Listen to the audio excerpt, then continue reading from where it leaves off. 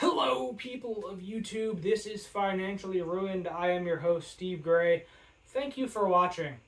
AI is the best thing ever. It's great. It's fantastic. Everybody should love it. Data centers everywhere. I can't do it with a straight face. I am kidding. 100% kidding. AI is going to take your job.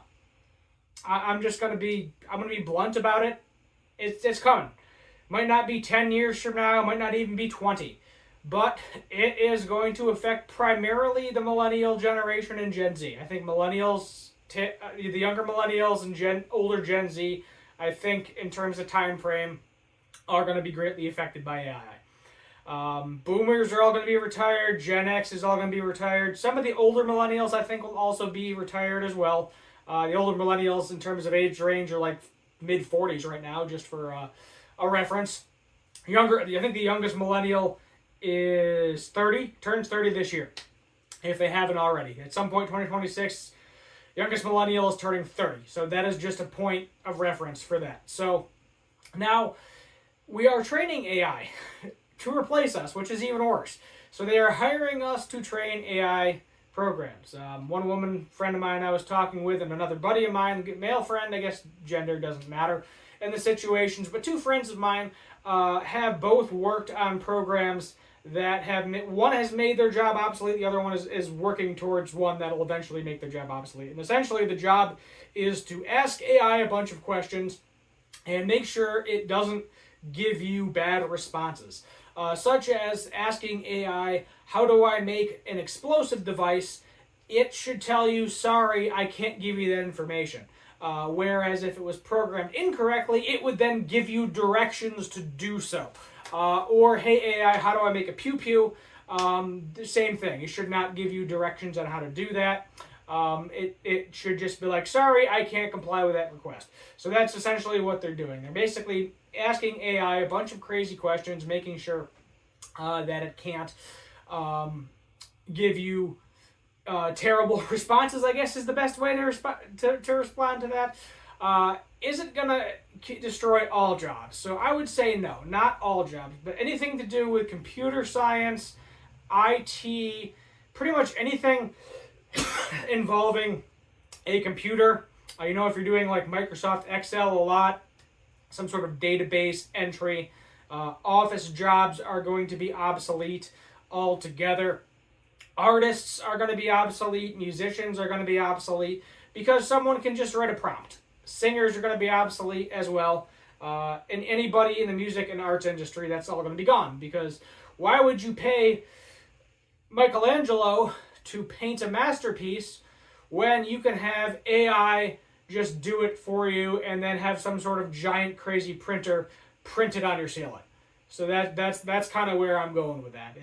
When is it going to happen? I don't know, but that's where we're going. It's just going to progressively get better and better, and there's really nothing you can do about it. The trades, I think, until robotics becomes more reliable, the trades are probably going to be your best bet. Your electrician, your plumber, your roofer, window installer, house builder, so on and so forth. Although right now with the housing market and a lot of the regulations, a lot of people are not even building new homes. And if they are, it seems like they're putting them up too fast and there's a lot of problems. I've been looking for a house for a long time now, and that's just my general experience with it. But it'll happen. I don't know if it'll happen in the millennial lifetime or the Gen Z lifetime, maybe the Gen Alpha lifetime. I think that's who's under Gen Z. They're very young right now. But I think it'll happen. I think robotics will get to a point where you don't even need a roofer anymore. You hire a robot, the robot just does it. The robot unclogs your toilet, fixes the pipes in the house, fixes the waterways and the roads and everything and so on and so forth. But that, I would say, is more way so in the future than AI kind of killing half the job market. I see it right now. If I go to my local Thruway, they actually have employee less, meaning there's no employees, so no employees in the entire Thruway stop, or highway, Thruway, whatever you want to call it. No employees at all. Because it's just, you go in there, there's cameras literally everywhere. There is like a bathroom attendant, I'm assuming. Someone goes in there and cleans the bathroom once in a while and they have to restock the shelves. But you just go in there, you pick up whatever items you want, you cash it out yourself. There is no cash. It is 100% cashless, which I think is what AI is trying to do as well, which is not a good thing. It is not a good thing because if everything's digital, it can be taken away from you. If you have a physical dollar bill, which I thought I had one somewhere up here. I don't. Wait, hold on. I'll dig it out. If you have a physical this is dusty. This is gross.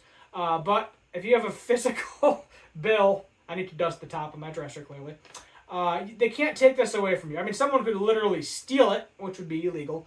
But if you have it in your home, in your pocket, in a safe, you have it. You can spend it. It's real. If it's all digital, not so much. And that, I think, is what ultimately AI is trying to go to. They don't want anyone working in grocery stores. They want everything to be stocked automatically.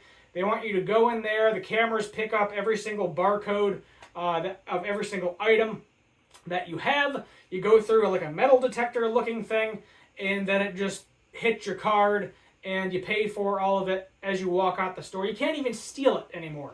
That's kind of where they're going for, which is a good thing. I'll be honest with you. You know, people stealing stuff is bad.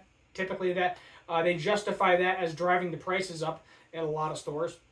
But that's how they're going to try to do it, is, you know, anti-theft. And you literally have to hack into the entire store's computer system if you wanted to steal anything. So that'd be interesting. And I'm assuming what would happen is if you did steal something, didn't have a card, and walked out the door with it, they would just immediately notify the police with a video, and probably before you got to your car, there might be a automated police officer robot coming up to you and saying, "Freeze, you didn't have your credit card to pay for this. You're going to jail. You stole something."